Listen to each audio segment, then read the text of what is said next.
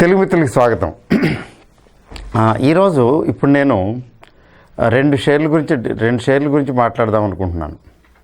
అంటే రానున్న కాలంలో వాటిని మీరు వాచ్ చేయడానికి వీలుగా ఉంటుంది. ఒకటి ఇందులో గ్రోత్ టైపు పిక్కు, రెండోదేమో వాల్యూ పిక్కు. మీకు గ్రోత్ పిక్కిను, గ్రోత్ స్టాక్కిను, వాల్యూ స్టాక్కి డిఫరెన్స్ తెలుసు, లేకపోతే జస్ట్ ఊరికే చెప్తాను. ఇంతకుముందు చాలా వీడియోలో చెప్పాను. గ్రోత్ స్టాక్ అంటే ఏంటంటే అది దాని షేర్ ప్రైస్ పెరుగుతూ ఉంటుంది. అంటే దాని పెర్ఫార్మెన్స్ కూడా ఉండాలి కదా. పెర్ఫార్మెన్స్, ఫ్యూచర్ ఎక్స్పెక్టేషన్ బాగా ఉంటుంది కదా. మార్కెట్ ఎప్పుడు ఫ్యూచర్ని డిస్కౌంట్ చేస్తుంది. ఫ్యూచర్ ఎలా ఉంటుంది అనే దాన్ని బట్టి ఇవాళ ప్రైస్ ఉంటుంది. ఇవాళ ఎలా ఉందనే దాన్ని బట్టి కాదు ప్రైస్. ఫ్యూచర్ ఎలా ఉండబోతుంది అనే దాన్ని బట్టి వాళ్ళ ప్రైసు దానికి ఫిక్స్ చేస్తారు. సో గ్రోత్ పిక్ ఏమవుతుంది, ఫండమెంటల్స్ అంత పెద్దగా కనపడకపోవచ్చు. నిజానికి ఫండమెంటల్స్ పెద్దగా కనపడకపోవచ్చు, ఫండమెంటల్స్ బాగుండొచ్చు, బాగోకపోవచ్చు. అయితే దాని షేర్ ధర పెరుగుతున్నది, మార్కెట్లో దాని గిరాకీ బాగుంది. దానికి ఇంకొక స్పెషాలిటీ ఏంటంటే దాని పిఈ రేషియో అందనంత, అంటే చాలా పిఈ రేషియో ఏమంటాం మనం, పిఈ రేషియో 10 కావాలంటాం. అంటే ప్రైస్ ఎర్నింగ్.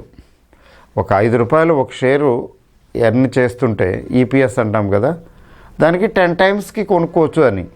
అంటే ఇప్పుడు 5 రూపాయలు చూడండి, మామూలుగా జనరల్గా ఏంటి, ఈపీఎస్ ఎర్నింగ్ పర్ షేర్ 5 రూపాయలండి. దీన్ని 10 టైమ్స్ కొన్నాం అనుకోండి, 50 రూపాయలు అయింది. అంటే దీన్ని 10 టైమ్స్ దగ్గరకు ఇప్పుడున్న ఎర్నింగ్ని 10 రెట్లకి కొనవచ్చు అని. 50 రూపాయలు రీజనబుల్ ప్రైస్. అది ఎంత ఉంటుంది, 100, 150, 200, 250, 300 కూడా ఉండొచ్చు. బాబాయ్ అంత ఉంటుందంటే పిఈ రేషియో చాలా ఎక్కువ ఉంటుంది. గ్రోత్ షేర్స్కి అదొక స్పెషాలిటీ. మరి వాల్యూ పిక్ అంటే ఏంటంటే వాల్యూ బేస్డ్ ఇన్వెస్ట్మెంట్. ఆ షేర్ తాలూకు వాల్యూ తీసుకుంటే, బుక్ వాల్యూ తీసుకుంటే ఒకటి బుక్ వాల్యూకి దగ్గరగా ఉంటుంది నార్మల్గా. అదర్వైజ్ ఇంకో రకంగా చెక్ చేయాలంటే దాని పిఈ రేషియో అరౌండ్ 10 ఉంటుంది. 10-15. ఆ ఇండస్ట్రీ 20-25 అయితే దానికి 15 ఉంటుంది. అంటే ఇండస్ట్రీతో కంపేర్ చేసుకుంటే కొంచెం తక్కువ ఉండే అవకాశం ఉంది. అదర్వైజ్ ఆల్సో లెస్ దాన్ 10 ఉండొచ్చు. పిఈ ప్రైస్ ఎర్నింగు బిలో 10 అయితే డిస్కౌంటే. లేదా ప్రైస్ బుక్ రేషియో పీబీ అంటాం. Price book ratio book value కంటే తక్కువ ఉంటే మార్కెట్ ప్రైస్, అది కూడా డిస్కౌంట్ అని అంటాం. ఇంకా వేరే చాలా పద్ధతులు ఉన్నాయి డిస్కౌంట్ చేయడానికి. క్యాష్ ఫ్లో నుంచి కూడా మెథడ్స్ ఉన్నాయి, తీయొచ్చు. బట్ ఇవి ఈజీ, ఫుల్ ప్రూఫ్, సింపుల్ అన్నమాట. మరి ఈరోజు 2 డిస్కస్ చేస్తున్నాను నేను. ఒకటి ఏంటంటే గ్రోత్ పిక్, రెండోదేమో వాల్యూ. ఇది నా లెక్క ప్రకారం గ్రోత్ పిక్ కేటగిరీలోకి వస్తుంది. అంటే ఫ్యూచర్లో దీనికి గ్రో అయ్యే అవకాశం ఉన్నదని కనబడుతున్నది ఎక్స్పెక్ట్ చేస్తున్నాం అంతే. అయితే ఇది వాల్యూ పిక్ అని డిస్ట్రీవి.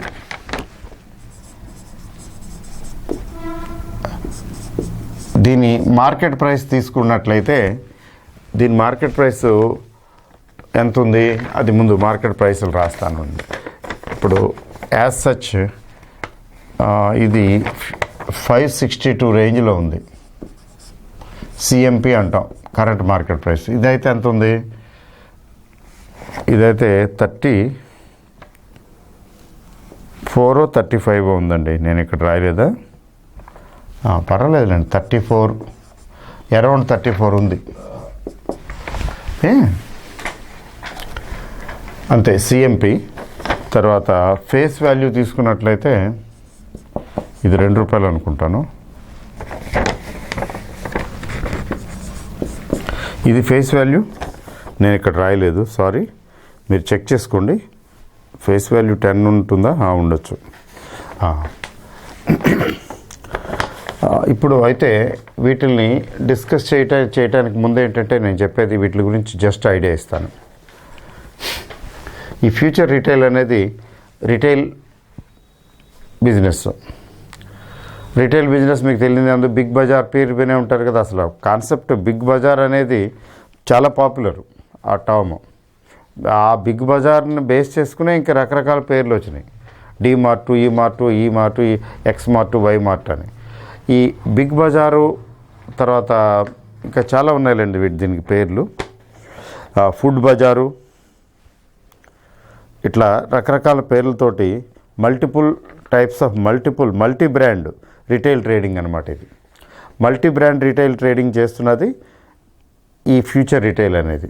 ఆ మధ్యన వాళ్ళు ఎంత స్టేక్ కొన్నారు, వీళ్ళు ఎంత స్టేక్ కొన్నారు అనే టాక్స్ కూడా వచ్చినాయి. అయితే దీనికి మార్కెట్ క్యాపిటలైజేషను చాలా పెద్దది, ఎక్కువ పెద్ద లార్జ్ అనే చెప్పాలి. 28,231 కోట్లు మార్కెట్ క్యాప్ తీసుకుంటే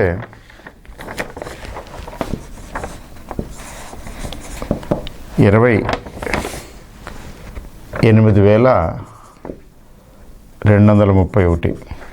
అది అడ్వాంటేజీగా తీసుకుంటే అడ్వాంటేజ్. ఇదైతే చాలా చిన్నది, తక్కువ. మధ్య చాలా తగ్గిపోయింది కూడా. తర్వాత ప్రైస్ బుక్ తీసుకుంటే భయం వేస్తుంది. ఈ ప్రైస్ బుక్ రేషియో 1764 కాదు, దీని మార్కెట్ క్యాపు నేను నోట్ చేసుకోలేదు, ఇలా ఉంది, పర్వాలేదులేండి. ప్రైస్ బుక్ తీసుకుంటే 8.22 ఉందండి, ఇంకెక్కువ ఉండొచ్చు ఒక్కో చోట. తర్వాత పిఈ తీసుకున్నట్లయితే ప్రైస్ ఎర్నింగు 17.84.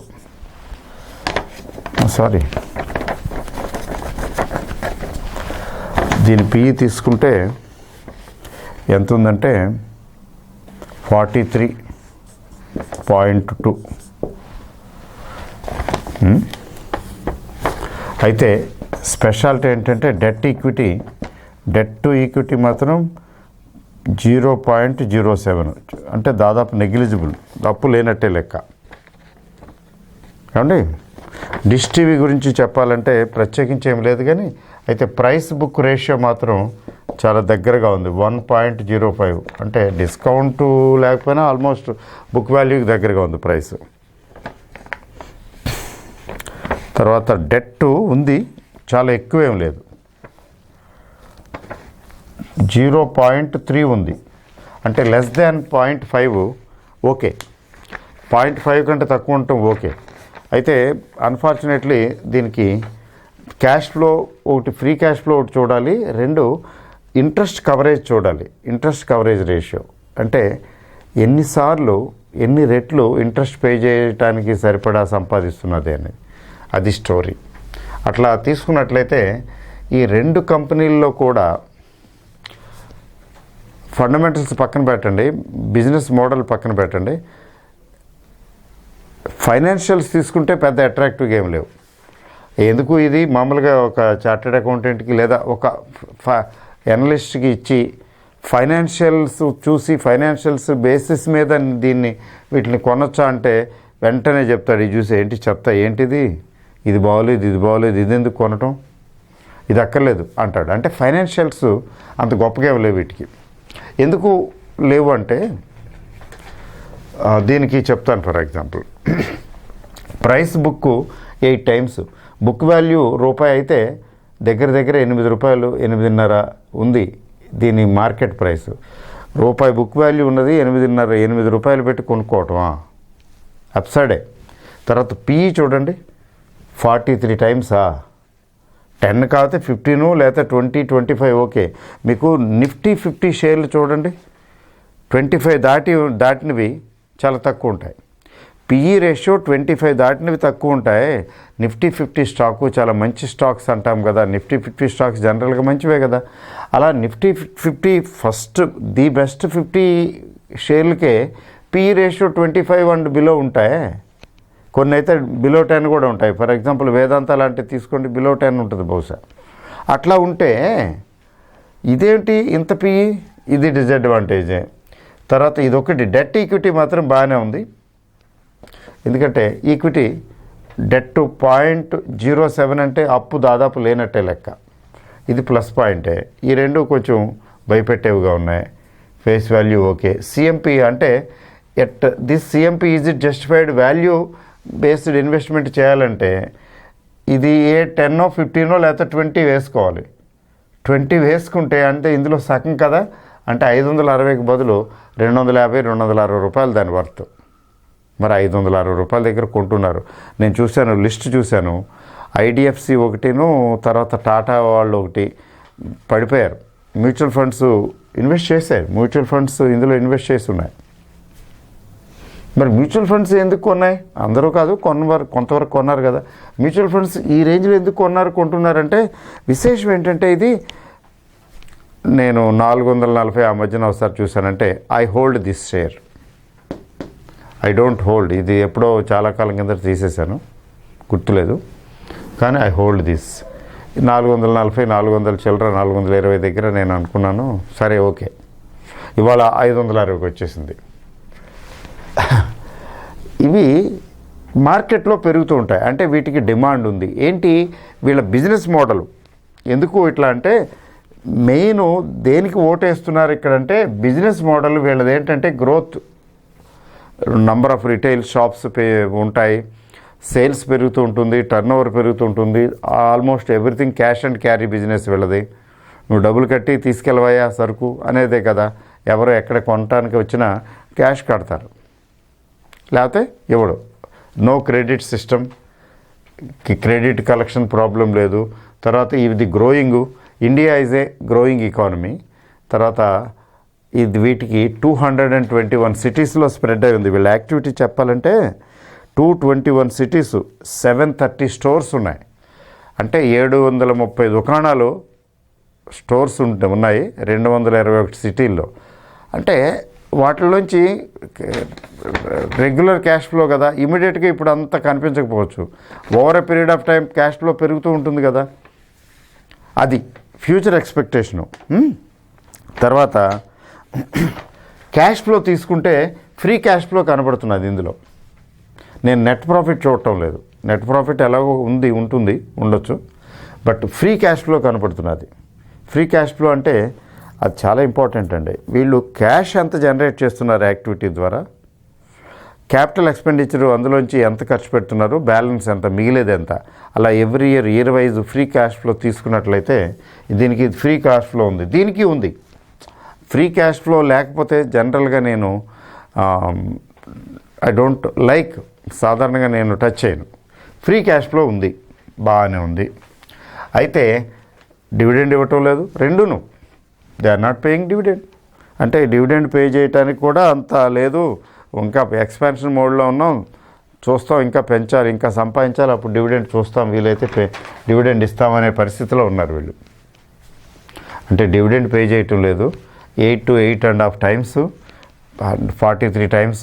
ఇది ఏంటి? తర్వాత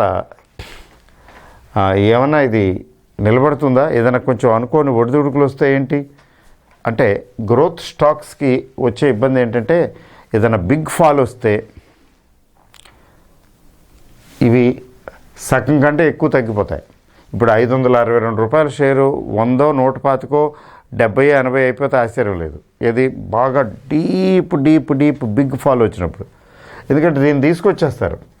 ఈ 43 పిఈని 15 పిఈకో 18 పిఈకో 20 పిఈకో తీసుకొస్తారు. ఎందుకని? కరెంట్ మార్కెట్ ప్రైసు సిఎంపి ఉంది కదా, అది 200కో 150కో వచ్చేస్తుంది. అంత రిస్క్ ఉంటుంది. అంటే ఈ గ్రోత్ స్టాక్స్లో, అంటే ఇందులో రిస్క్ లేదని కాదు, గ్రోత్ స్టాక్స్లో రిస్క్ ఖచ్చితంగా ఎక్కువే ఉంటుంది. అయితే అట్రాక్టివ్ పాయింట్ ఇక్కడ ఒక డెట్ ఒకటి, తర్వాత ఈ ప్రైస్ పెరుగుతున్నది, అది అట్రాక్టివ్గా ఉంది. అంటే వాళ్ళ బిజినెస్ మోడల్ అంటే ఏం లేదు. మెయిన్ ఏంటంటే వీళ్ళ బిజినెస్ మోడల్కి ఎలాంటిదంటే ఫ్యూచర్లో గ్రోత్ వచ్చే అవకాశం ఉంది అని. అయితే డిసడ్వాంటేజ్ నాకు ఏమి కనిపించిందంటే return on equity, return on capital employed తీసుకోండి, ఆపరేటింగ్ మార్జిన్స్ తీసుకోండి. ఆపరేటింగ్ మార్జిన్స్ ఏం బాగలేవు. మరి ఎందుకు పెరుగుతున్నది నాకు ఇప్పటికీ అర్థం కాలేదు. ఎప్పుడో నేను ఆ మధ్యన కొంచెం మార్కెట్ తగ్గిందనుకుని 440 ఎక్కడో ఏవో ఎకనామిక్ టైమ్స్లో ఏవో రాశారులేండి, చాలా రాశారు. ఏంటిది అని చెప్పి చూస్తూ స్టడీ చేస్తూ కొంచెం శాంపిల్ లాగా స్మాల్ క్వాంటిటీ నేను పెట్టి కూర్చున్నాను. అంటే ఐఎమ్ స్టడీయింగ్ దిస్. ఇది చక్కగా నార్మల్గా చూడండి, ఇప్పుడు 562. ఇది ఎందుకు పెరిగేస్తున్నది, ఎవరెవరు కొనేస్తున్నారు, ఎక్కడ ఎందుకు కొనేస్తున్నారో అర్థం కావట్లేదు నాకు. నేను ప్రాఫిట్ బుక్ చేసుకోవచ్చు కావాలంటే, చేయను అనుకోండి, చెప్తున్నా చిన్న క్వాంటిటీ, అది ఏమైపోయినా పర్వాలేదు, జస్ట్ ఎక్స్పెరిమెంటే కదా. దీనిలో ఇది కొనొచ్చా అంటే నేనైతే స్టడీ చేయమని చెప్తాను, కొనమని చెప్పను. ఎందుకని కొనమని చెప్పనంటే ఈ రేటు నా దృష్టిలో ఎంత గ్రోత్ షేర్ అయినా ఇది చాలా రేటు ఎక్కువైనా అనిపిస్తుంది. అందుకని దీన్ని స్టడీ చేయండి. డివిడెండ్ కూడా పే చేయట్లేదు, పోన్లే డివిడెండ్ ఎంజాయ్ చేస్తాం, వచ్చినప్పుడే పెరిగినప్పుడే పెరుగుతుంది అనుకోవడానికి. దీన్ని స్టడీ చేయండి. కరెక్షన్ వస్తే తర్వాత దీని ఫండమెంటల్స్ అనండి, లేకపోతే బిజినెస్ మోడల్ అనండి, స్టడీ చేయండి ఈ రోజు నుంచి. మీకు ఏ స్టేజ్లోనే అనిపిస్తే ఇది ఓకే, దీనికి గ్రోత్ ప్రాస్పెక్ట్స్ ఉన్నాయనిపిస్తే అప్పుడు ఎంటర్ అవ్వండి. కానీ ఈ ప్రైస్ కాదు, ఖచ్చితంగా ఈ ప్రైస్ కంటే తక్కువ ఉండాలి. నన్ను అడిగితే చాలా తక్కువ ఉండాలి. అంత మరీ తక్కువకు రాకపోవచ్చు, మొత్తానికి కొంతలో ఉన్న కొంత ఏదో స్టేజ్లో తగ్గితే అక్కడ కొంచెం సేఫ్టీ ఎక్కువ ఉంటుంది, నెంబర్ 1. కాబట్టి ఈ రేట్లో కాకుండా తగ్గిన రేట్లో మాత్రమే ఇది కొంచెం అట్రాక్టివ్గా ఉంటుంది. ఇంకొకటి ఏంటంటే సూచన, ఇలాంటి గ్రోత్ షేర్స్లో 5% మీ పోర్ట్ఫోలియోలో మ్యాక్సిమం 5% కంటే ఎక్కువ పెట్టకూడదు. అదే చిన్నదైతే 3 అని చెప్పుండేవాడిని. కంపెనీ పెద్దది కాబట్టి పర్వాలేదు, కంపెనీ పెద్దది కాబట్టి మ్యాక్సిమం మీరు ఇన్స్టాల్మెంట్లో కొనండి, లేదా ఒకేసారి కొనండి, ఎట్లా కొంటారో మీ స్ట్రాటజీ మీకు ఉంటుంది. ఇది కొనవలసి వస్తే మీకు నచ్చితే అసలు 5% కంటే ఎక్కువ వెళ్ళకండి. మీకు టోటల్ 100 రూపాయలు ఉంటే మీ ఇన్వెస్ట్మెంట్ రేంజ్, ఆ 100లో ఇందులో 5 రూపాయలే పెట్టండి. ఇది దీని గురించి. అయితే మీరు వాచ్ చేస్తూ ఉండండి, పెరుగుతూ ఉండొచ్చు కూడా, మార్కెట్ కండిషన్స్ బాగుంటే పెరుగుతూ ఉంటుంది. ఇప్పుడు ఇంతకుముందు మీకు గుర్తుండే ఉంటుంది, ఇప్పుడు ఈ కేటగిరీలోనే డీమార్ట్, అలాగే వీమార్ట్ కదా, డీమార్ట్ని ఏమంటాము, అవెన్యూ సూపర్ మార్ట్స్ అంటాం కదా, అవెన్యూ సూపర్ మార్ట్స్. ఈ మూడు ఇది ఆల్మోస్ట్ అంటే బిజినెస్ వెరైటీ రిటైలింగే, వాళ్ళ ప్రోడక్ట్ రేంజ్ అది డిఫరెంట్గా ఉండొచ్చు. కాబట్టి వీటిలో ఇదే సేమ్ ఇలాంటి సిచ్యువేషన్, ఈ కంపెనీకి ఉన్న సిచ్యువేషన్ లాంటి సిమిలర్ సిచ్యువేషన్ ఇక్కడ ఉంది. ఏదో ఒకటారా కొంచెం డివిడెండ్ పే చేస్తున్నాయి అనుకుంటాను. V-Mart I think it is paying. Mutual funds అండి తెగ ఎగబడి కొనేసి పెట్టేస్తారండి. నిజంగా ఫండమెంటల్స్, మనమేమో ఫండమెంటల్స్ అంటాం, అవన్నీ చూడవలసి వస్తే దీస్ ఆర్ నాట్ వర్త్, కానీ కొనేసి పెట్టేస్తారు. నిజానికి ఇవి పెరుగుతూ కూడా ఉంటాయి. అందుకని ఇట్లాంటివి కొనేటప్పుడు ఎప్పుడు కూడా రిస్కే. ఎట్లా అంటే మార్కెట్ బాగా కరెక్షన్లో ఉన్నప్పుడు ఇట్లాంటి ఈ వీమార్టు, డీమార్టు, లేకపోతే ఇది ఫ్యూచర్ రిటైల్, ఇలాంటివి కొంచెం బాగా కరెక్షన్లో వచ్చినప్పుడు అండి విధిగా తప్పనిసరిగా ఇవి తగ్గుతాయి. అట్లాంటప్పుడు ట్రై చేయొచ్చు. బట్ ఈ ప్రైస్ అండి నాకు చాలా ఎక్కువ అనిపిస్తున్నది. ఇంకా పెరుగుతుందేమో. అంటే నేను ఇప్పుడు ప్రాఫిట్ బుక్ చేయాలా, 444 ఎంతో ప్రాఫిట్ బుక్ చేయాలా, లేకపోతే పార్షియల్ ప్రాఫిట్ బుక్ చేయాలా, ఊరికే ఎక్స్పెరిమెంట్ చూడటమా వదిలేయటమా అది అర్థం కావటం లేదు. But what ever it is, ఇలాంటివి మరి ఇలాంటి వాటికి ప్రాస్పెక్ట్స్ అంటే గ్రోత్ ప్రాస్పెక్ట్స్ ఉన్నాయేమో అనిపిస్తున్నది. మీరు స్టడీ చేయాలి. ఇది మనం ఇవి ఎడ్యుకేషన్ పర్పస్ కోసం తీసుకుంటున్నాం కదా, అంతేగాని కొనటానికి అమ్మటానికి రికమెండేషన్ టైప్ కాదు. కొనమని అమ్మమని చెప్పడం కోసం కాదు. మీరు నేను ఇచ్చిన ఇన్ఫర్మేషన్ మీద బేస్ చేసుకుని మీరు స్టడీ చేసి, లేదా ఎక్స్పర్ట్ అడ్వైస్ తీసుకుని కావాలనుకుంటే ఎంటర్ అవ్వచ్చు. ఇప్పుడు యాజ్ సచ్ గొప్పగా పెర్ఫామ్ చేయటం లేదు, కానీ ఈ రెండు కూడా, ఇదైతే బాగా డౌన్ అయింది ఈ మధ్యకాలంలో. అయితే ప్రైస్ మాత్రం బాగానే అట్రాక్టివ్గా ఉంది. అంటే there is a lot of buying.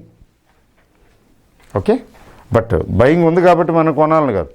ఇప్పుడు నేను ఎంటర్ అయిన స్టేజ్ నాకు బాగానే అనిపిస్తున్నది 444 అంటే పర్వాలేదు అనిపిస్తున్నది. ఇప్పుడు కొద్ది క్వశ్చన్ ఉంది, ఏమైనా తగ్గినా కూడా కొంచెం లాస్ రాకపోవచ్చు, that's a different story. But ఇప్పుడు మీరు ఫ్రెష్గా ఎంటర్ అవ్వాలనుకుంటే జాగ్రత్త.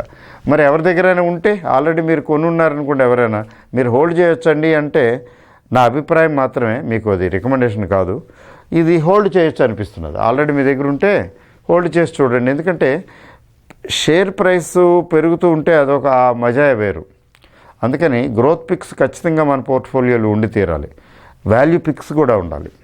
ఓకే, సో అదే దీని గురించి. But at the same time మీ టోటల్ పోర్ట్ఫోలియోలో 5% మించకుండా చూసుకోవాలి. లేకపోతే తగ్గినప్పుడల్లా కొంచెం కొంచెం యాడ్ చేసుకుంటూ వెళ్ళండి. ఏదో స్టేజ్లో ఆగిపోతుంది కదా తగ్గటం, కరెక్షన్ వస్తే చూడండి. కానీ ఈ ధర మాత్రం నాకైతే ఎక్కువ హై ప్రైస్డ్ అనిపిస్తున్నది. Not advisable to make an entry ఈ ప్రైస్ దగ్గర. తర్వాత డిష్ టీవీ అండి, పాపం డిష్ టీవీకి ఏమైంది అంటే కష్టాలు నష్టాలు అంటే బాలారిష్టాలు అంటారే, చిన్నపిల్లలకి ఎప్పుడు ఏదో ప్రాబ్లం వస్తుంది. ఇలా బాలారిష్టాలలాగా ఇది డిష్ టీవీ గురించి నేను ఎక్స్ప్లెయిన్ చేయక్కర్లేదు. ఎందుకంటే యాంటీనా మన టీవీలు నడుస్తున్నాయంటే ఈ వీళ్ళు Sun TV, Dish TV, Tata Sky ఇలా కొంతమంది ఉన్నారు కదా, వీళ్ళే. అయితే వీళ్ళు చాలా వరకు రూరల్ ఏరియాలో అక్కడ ఇక్కడ బాగానే ఎంటర్ అయ్యి డిష్ టీవీ పైనీరింగ్ అడ్వాంటేజ్ అంటే ఎంటర్ అయ్యి మంత్లీ మనకు టీవీకి ఛానల్స్ కోసం మంత్లీ ఛార్జ్ చేస్తున్నారు కదా, ఆ విధంగా కొంచెం బాగానే చేశారు. కానీ మధ్యలో కొంచెం ఫైనాన్షియల్స్ ఇంప్రూవ్మెంట్ లేదు. ఏదో కొద్దిగా పెర్ఫార్మెన్స్ ఇష్యూస్ అంత బాగోక లాస్ట్ ఫ్యూ ఇయర్స్లో ఇది దాదాపు 70+ అండి. మినిమమ్ 100 చేరిన సందర్భాలు కూడా ఉన్నాయి, 100+. పోనీ 70+ అలా అనుకున్నా కానీ ఇవాళ 34-35 రూపీస్కి దొరుకుతున్నది అవైలబుల్గా ఉందంటే కొంచెం ఈ మధ్యన అంటే వీళ్ళ పెర్ఫార్మెన్స్లో కొంచెం ఇబ్బందులు ఉన్నాయి. అంటే ఎక్స్పెక్ట్ చేసినంత బాగా పికప్ చేయలేకపోతున్నారు. బట్ నెవర్ ది లెస్ నేను చూశాను ఫ్రీ క్యాష్ ఫ్లో ఉంది. It's not that they are not generating. Gross profit margin అయితే గ్రాస్ ప్రాఫిట్ అనొద్దు, గ్రాస్ మార్జిన్ అయితే 90% అట్లా చూపిస్తున్నారు. అంటే వీళ్ళ ఖర్చే ఉంది. మీకు కావాలా, మీకు పైన తీసుకెళ్ళి ఒక యాంటీనా ఒకటి తగిలించేస్తారు. One time expenditure. ప్రతి నెల వీడు 200, 150, 300 ఇస్తూ ఉంటాడు ప్రతి నెల. ఆ టీవీ ఛానల్స్ వస్తుంటాయి కదా, అలా రాయల్టీ ఇన్కమ్ లాగా ఎవ్రీ మంత్ ప్రతి కస్టమర్ దగ్గర నుంచి వసూలు చేసుకోవటమే వీళ్ళు. బిజినెస్ మోడల్ బాగానే ఉంది. తర్వాత చాలా ఏరియాస్లో పెనట్రేట్ అయ్యారు, రూరల్ ఏరియాలో అక్కడెక్కడ.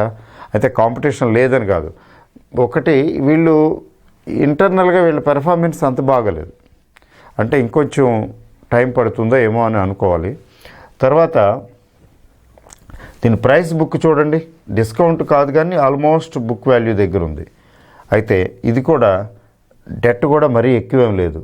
అన్ఫార్చునేట్లీ డెట్ ఎక్కువ లేదు, కానీ వీళ్ళ ఎర్నింగ్ కూడా క్యాష్ ఫ్లో ఉంది, కానీ ఫ్రీ క్యాష్ ఫ్లో ఉంది, కానీ ఆ ఎర్నింగ్ కూడానండి అంత బాగా గణనీయంగా లేకపోవటం వలన ఏమవుతున్నదంటే ప్రాక్టికల్గా ఈ ఇంట్రెస్ట్ కవరేజ్ కూడా బొటాబట్టిగా ఇంట్రెస్ట్ పే చేయడానికి సంపాదిస్తున్నాం అన్నట్టుగా చేస్తున్నారండి. అంటే క్యారీ హోమ్ ఏం లేదు వీళ్ళ దగ్గర ఇప్పుడున్న కండిషను.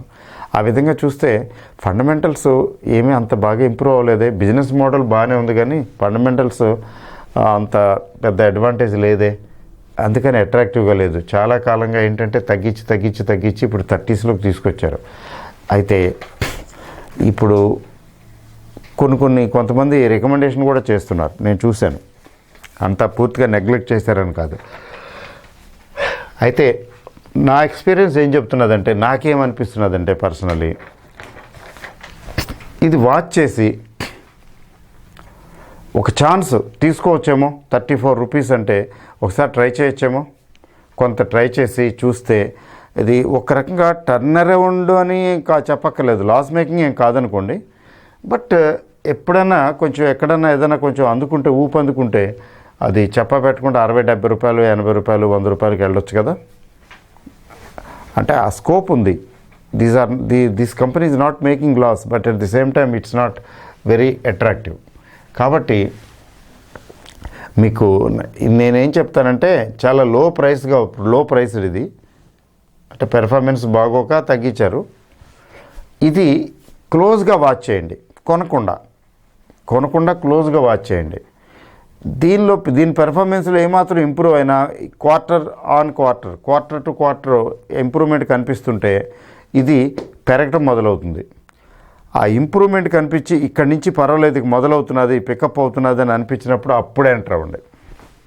అప్పుడు 40 రూపాయలైనా పర్లేదు, 34కి బదులు ఒక సర్టనిటీ కనిపించినప్పుడు, పెర్ఫార్మెన్స్లో ఒక ఇది వచ్చినప్పుడు అప్పుడే చేయాలి కదా.